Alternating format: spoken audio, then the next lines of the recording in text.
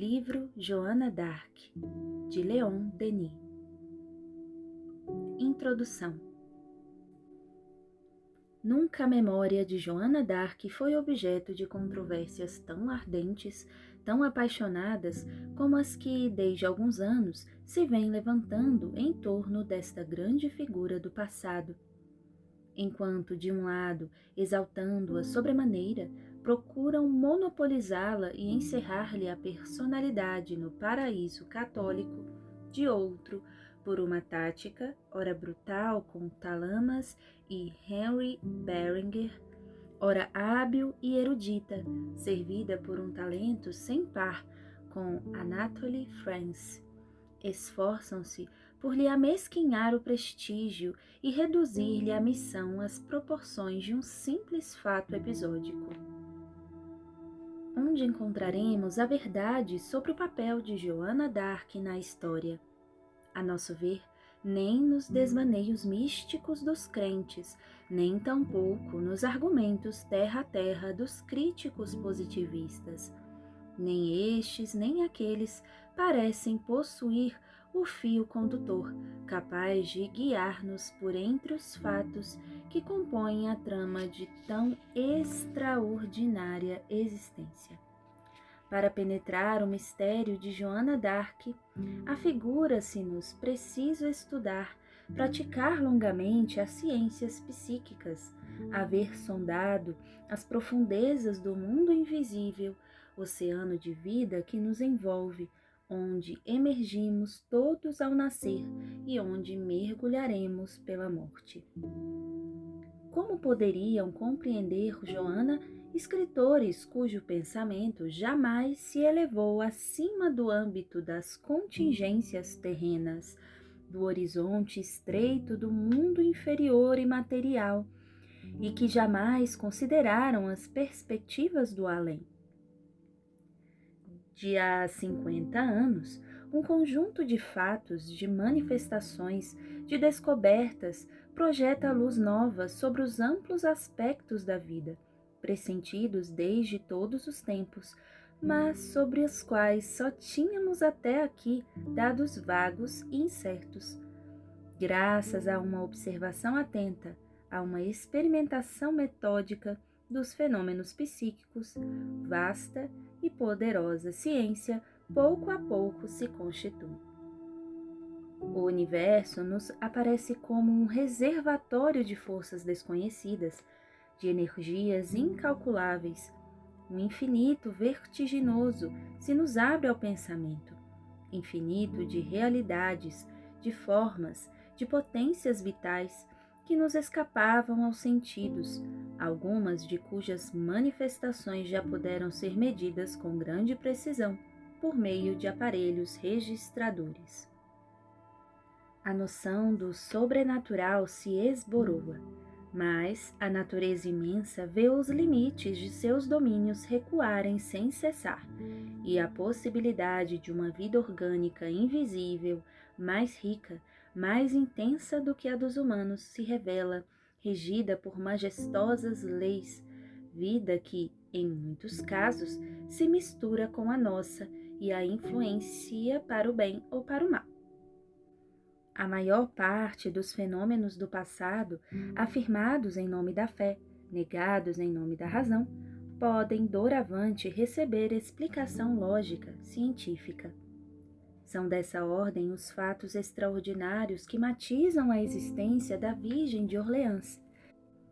Só o estudo de tais fatos, facilitado pelo conhecimento de fenômenos idênticos, observados, classificados, registrados em nossos dias, pode explicar-nos a natureza e a intervenção das forças que nela e em torno dela atuavam, orientando-lhe a vida para um nobre objetivo. Os historiadores do século XIX, Michael Vallon, Kitcherat, Henry Martin, Simon, Lucy, Joseph Fabry, Valette de Virively, Lannery d'Arc, foram acordes em exaltar Joana, em considerá-la uma heroína de gênio, uma espécie de messias nacional. Somente no século XX, a nota crítica se fez ouvir e, por vezes, violenta. Talamas, professor substituto da universidade, teria chegado ao ponto de qualificar de ribalda a heroína, conforme a acusação que lhe atiram certas folhas católicas. Ele se defende. Em sua obra Jeanne d'Arc, History et la Legende, Paclot et Cie Editores, jamais sai dos limites de uma crítica honesta e cortês. Seu ponto de vista é o dos materialistas. Não nos cabe a nós, diz, na página 41, que consideramos o gênio uma neurose, reprochar a Joana o ter objetivado em santas as vozes de sua própria consciência. Todavia, nas conferências que fez através da França, foi geralmente mais incisivo.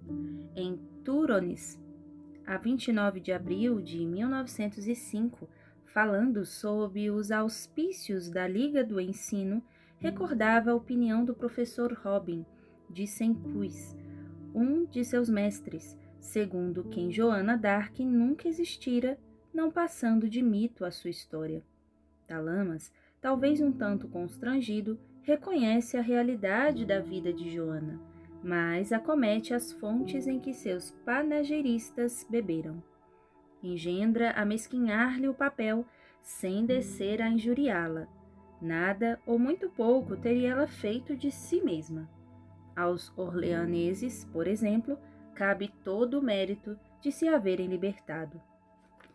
Henry Berenger e outros escritores abundaram em apreciações análogas, e o próprio ensino oficial como que se impregnou até certo ponto dessas opiniões. Nos manuais das escolas primárias, eliminaram da história de Joana tudo o que trazia cor espiritualista. Neles não mais se alude às suas vozes, é sempre a voz de sua consciência que a guia, sensível à diferença.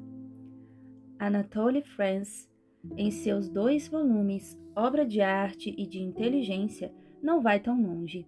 Não tenta deixar de reconhecer-lhe as visões e as vozes. Aluno da escola de Chartres, não ousa negar a evidência ante a documentação que lhe sobeja. Sua obra é uma reconstituição fiel da época. A fisionomia das cidades, das paisagens e dos homens do tempo, ele a pinta com mão de mestre, com uma habilidade, uma finura de toque que lembram Renan.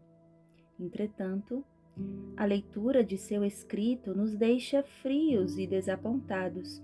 As opiniões que emite são às vezes falsas, por efeito do espírito de partido, e, coisa mais grave, sente-se, varando-lhe as páginas, uma ironia sutil e penetrante, que já não é história.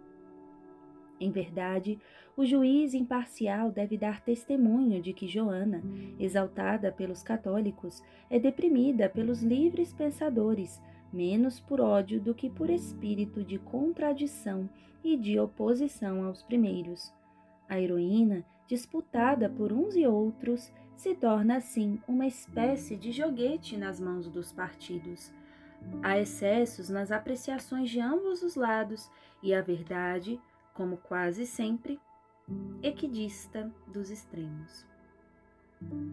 O ponto capital da questão é a existência de forças ocultas que os materialistas ignoram, de potências invisíveis, não sobrenaturais e miraculosas, como pretendem, mas pertencentes a domínios da natureza que ainda não exploraram. Daí a impossibilidade de compreenderem a obra de Joana e os meios pelos quais lhe foi possível realizá-la.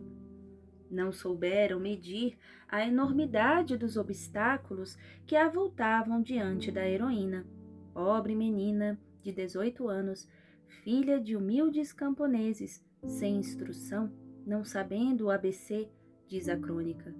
Ela vê contra si a própria família, a opinião pública, toda a gente. Que teria feito sem a inspiração e sem a visão do além que a sustentavam? Figurai essa Campônia na presença dos nobres do reino, das grandes damas e dos prelados. Na corte, nos acampamentos, por toda parte, simples vilã, vinda do fundo dos campos, ignorante das coisas da guerra, com seu sotaque defeituoso, cumpre-lhe afrontar os preconceitos de hierarquia e de nascimento, o orgulho de casta. Depois, mais tarde, os chascos, as brutalidades dos guerreiros, habituados a desprezar a mulher, não podendo admitir que uma os comandasse e dirigisse. Juntai a isto a desconfiança dos homens da igreja, que nessa época viam em tudo que é anormal a intervenção do demônio. Esses não lhe perdoarão obrar com exclusão deles, malgrado a autoridade que se arrogavam, e aí estará para ela a causa principal de sua perda. Imaginai a curiosidade malsã de todos, e particularmente dos soldados, no meio dos quais, virgem sem mácula, tem que viver constantemente, suportando as fadigas, as penosas cavalgatas, o peso esmagador de uma armadura de ferro, dormindo no chão, sob a tenda, pelas longas noites do acampamento, presa dos acambrunhadores cuidados e preocupações de tão árdua tarefa. Todavia, durante sua curta carreira, vencerá todos os obstáculos e de um povo dividido, fragmentado em 1000 facções, desmoralizado, extenuado pela fome, pela peste e por todas as misérias de uma guerra que dura perto de 100 anos, fará uma nação vitoriosa. Eis aí o que escritores de talento, mas cegos, flagelados por uma cegueira psíquica e moral, que é a pior das enfermidades intelectuais, procuram explicar por meios puramente materiais e terrenos. Pobres explicações, pobres argúcias claudicantes, que não resistem ao exame dos fatos. Pobres almas míopes, almas de trevas que as luzes do além deslubram e tonteiam, e a elas que se aplica esta sentença de um pensador: o que sabem não passa de um nada, e, com o que ignoram, se criaria o universo. Coisa deplorável! Certos críticos da atualidade como que experimentam a necessidade de rebaixar, de diminuir, de nulificar com frenesi tudo que é grande, tudo que paira acima de sua incapacidade moral.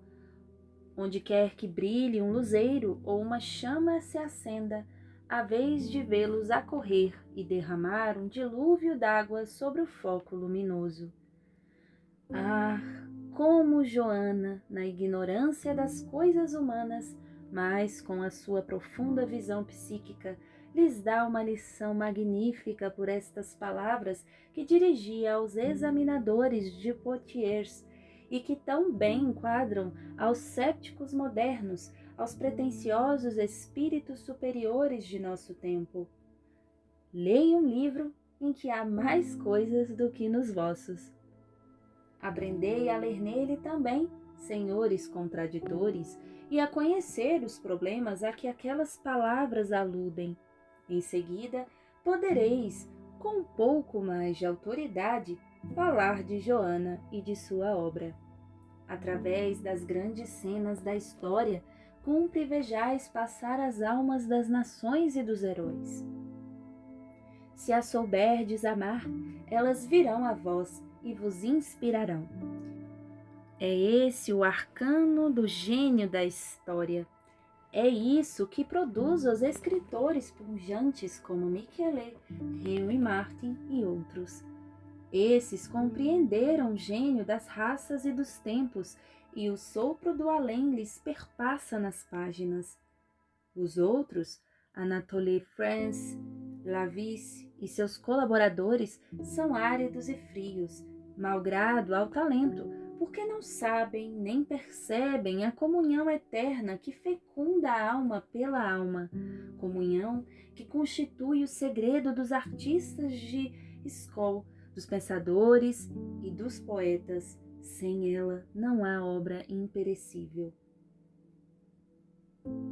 Fonte abundante de inspiração jorra do mundo invisível por sobre a humanidade. Liames estreitos subsistem entre os homens e os desaparecidos. Misteriosos fios ligam todas as almas, e mesmo neste mundo, as mais sensíveis vibram ao ritmo da vida universal. Tal caso da nossa heroína. Pode a crítica atacar-lhe a memória. Inúteis serão seus esforços. A existência da Virgem da Lorena, como as de todos os grandes predestinados, está burilada no granito eterno da história. Nada poderia esmaecer-lhe os traços. É daquelas que mostram com a evidência máxima, por entre a onda tumultuosa dos eventos, a mão soberana que conduz o mundo. Para lhe surpreendermos o sentido, para compreendermos a potestade que a dirige, é mister nos elevemos até a lei superior, imanente, que preside ao destino das nações.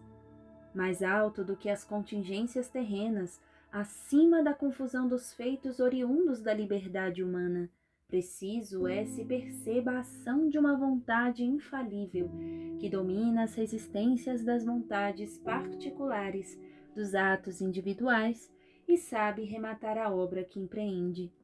Em vez de nos perdermos na balbúrdia dos fatos, necessário é lhes apreendamos o conjunto e descubramos o laço oculto que os prende. Aparece então a trama, o encadeamento deles. Sua harmonia se desvenda, enquanto que suas contradições se apagam e fundem num vasto plano. Compreende-se para logo que existe uma energia latente, invisível, que irradia sobre os seres e que a cada um deixando certa soma de iniciativa, os envolve e arrasta para o mesmo fim. Pelo justo equilíbrio da liberdade individual e da autoridade da lei suprema é que se aplicam e conciliam as incoerências aparentes da vida e da história, do mesmo passo que o sentido profundo e a finalidade de uma e outra se revelam àquele que sabe penetrar a natureza íntima das coisas. Fora desta ação soberana, não haveria mais do que desordem e caos, na variedade infinita dos esforços, dos impulsos individuais, numa palavra, em toda a obra humana. De Domhelm e Reims, esta ação se evidencia na epopeia da Pucela. É que até aí a vontade dos homens se associa, em larga medida, aos fins visados lá do alto. A partir da sagração, porém, predominam a ingratidão, a maldade, as intrigas dos cortesãos e dos eclesiásticos, a má vontade do rei. Segundo a expressão de Joana, os homens se recusam a Deus. O egoísmo, o desregramento, a rapacidade criarão obstáculo à ação divina servida por Joana e seus invisíveis auxiliares. A obra de libertação se tornará mais incerta, inçada de vicissitudes, de recuos e de reveses. Contudo, não deixará de prosseguir, mas reclamará para seu acabamento maior número de anos e mais penosos labores. É, já o dissemos, unicamente do ponto de vista de uma ciência nova que empreendemos este trabalho. Insistimos em repeti-lo, a fim de que não haja equívoco sobre nossas intenções. Procurando lançar alguma luz sobre a vida de Joana d'Arc, a nenhum móvel de interesse obedecemos, a nenhum preconceito político ou religioso. Colocamo-nos tão longe dos anarquistas quanto dos reacionários, a igual distância dos fanáticos cegos e dos incrédulos. É em nome da verdade e também por amor à pátria francesa que procuramos destacar a nobre figura da inspirada Virgem, das sombras que tantos trabalham por lhe acumular em torno. sob o pretexto de análise e de livre crítica, aponderamos, em nossa época, uma tendência profundamente lamentável a denegrir tudo o que provoca a admiração dos séculos, a alterar, a conspurcar tudo o que se mostra isento de taras e de nódoas. Consideramos como um dever que incumbe a todo homem capaz de exercer, por meio da pena ou da palavra, alguma influência à volta de si, manter, defender, realçar o que constitui a grandeza do nosso país, todos os nobres exemplos por ele oferecidos ao mundo, todas as belas cenas que lhe enriquecem o passado e cintilam na sua história. Ação má, quase crime, é tentar empobrecer o patrimônio moral, a tradição histórica de um povo. Com efeito, não é isso que lhe dá força nos momentos difíceis? Não é aí que ele vai buscar os mais viris sentimentos nas horas de perigo? A tradição de um povo e sua história são a poesia de sua vida, seu consolo nas provações, sua esperança no futuro. É pelas ligações que ela cria entre todos que nos sentimos verdadeiramente filhos de uma mesma mãe, membros de uma pátria comum. Assim, convém lembrar frequentemente as grandes cenas da nossa história nacional e pô-la em relevo. Ela se mostra cheia de lições brilhantes, rica de ensinos fecundos e, por este lado, é talvez superior às de outras nações. Desde que exploramos os antecedentes de nossa raça, por toda parte, em todos os tempos, vemos erguerem-se vultosas sombras que nos falam e exortam. Do fundo do século se elevam vozes que nos avivam notáveis recordações, lembranças tais que, se estivessem presentes sempre ao nosso espírito, bastariam para nos inspirar, para clarear-nos a vida. Mas o vento do cepticismo sopra e o ouvido e a indiferença se fazem. As preocupações da vida material nos absorvem e acabamos por perder de vista o que há de mais grandioso, de mais eloquente nos testemunhos do passado. Nenhuma dentre essas lembranças mais tocante, mais gloriosa do que a da donzela que iluminou a noite da Idade Média com a sua aparição radiosa, da qual pôde Henry Martin dizer: nada de semelhante ainda se produziu na história do mundo. Em nome, pois, do passado como do futuro de nossa raça, em nome da obra que lhe resta completar, esforcemo-nos por lhe conservar íntegra a herança e não hesitemos em retificar as opiniões falsas que certos escritores formularam em publicações recentes. Trabalhemos por exaurir da alma do povo o veneno intelectual que se lhe procura inocular, a fim de guardarmos para a França a beleza e a força que ainda farão grande nas horas de perigo, a fim de restituirmos ao gênio nacional todo o seu prestígio, todo o seu esplendor, ofuscados por tantas teorias malfazejas e tantos sofismas. Forçoso é reconhecer que no mundo católico, melhor que algures, tem sabido render a Joana homenagens solenes. Nos meios crentes, louvam-na e glorificam, erigem-lhe estátuas e basílicas. De seu lado, os republicanos livres pensadores imaginaram recentemente criar em sua honra uma festa nacional, que seria ao mesmo tempo a do patriotismo. Porém, num campo como noutro, nunca lograram compreender o verdadeiro caráter da heroína, entender o sentido de sua vida. Poucos hão sabido analisar essa admirável figura que se alça acima dos tempos e domina as mais elevadas concepções da epopeia. Essa figura que nos parece mais imponente à proporção que dela nos afastamos. A história de Joana é inesgotável mina de ensinamentos, cuja extensão total ainda se não mediu e da qual se não tirou ainda todo o partido desejável para a elevação das inteligências, para a penetração das leis superiores da alma e do universo.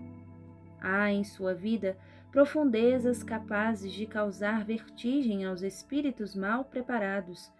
Nelas se deparam fatos suscetíveis de lançar a incerteza, a confusão no pensamento dos que carecem dos dados necessários para resolver tão majestoso problema. Daí tantas discussões estéreis, tantas polêmicas inúteis, mas para aquele que levantou o véu do mundo invisível, a vida de Joana se aclara e ilumina. Tudo que nessa vida contém se explica, se torna compreensível. Falo de discussões. Vede com efeito entre os que enaltecem a heroína quantos pontos de vista diversos, quantas apreciações contraditórias. Uns buscam, antes de tudo, na sua memória, uma ilustração para o partido a que pertencem. Outros, mediante uma glorificação tardia, sonham aliviar certa instituição secular das responsabilidades que lhe pesam. Contam-se ainda os que não querem ver nos sucessos de Joana mais do que a exaltação do sentimento popular e patriótico. Parece lícito duvidar-se de que, aos elogios que sobem de todos os pontos da França, a grande inspirada, não se mesclem muitas intenções egoístas, muitos propósitos interesseiros. Pensa-se em Joana, é fora de dúvida. Ama-se Joana. Porém, os que dizem querer-lhe não pensarão ao mesmo tempo em si próprios ou no partido a que se filiaram? Não se procurará também nessa vida augusta o que pode lisonjear os sentimentos pessoais, as opiniões políticas, as ambições inconfessáveis? Bem poucos homens, infelizmente, sabem colocar-se acima de seus preconceitos, acima dos interesses da classe ou de casta. Bem poucos se esforçam por descobrir o segredo daquela existência, e entre os que o penetraram, nenhum até hoje, salvo casos restritos, ousou altear a voz e dizer o que sabia, o que via e percebia. Quanto a mim, se meus títulos são modestos para falar em Joana d'Arc, pelo menos um há que reivindico altivamente: o de estar liberto de qualquer preocupação de partido, de todo cuidado de agradar ou desagradar. É na liberdade plena do meu pensamento, com a minha consciência independente, isento de qualquer ligação, não procurando, não querendo em tudo senão a verdade, é neste estado de espírito que entro em tão elevado assunto e vou buscar a chave do mistério que envolve tão incomparável destino.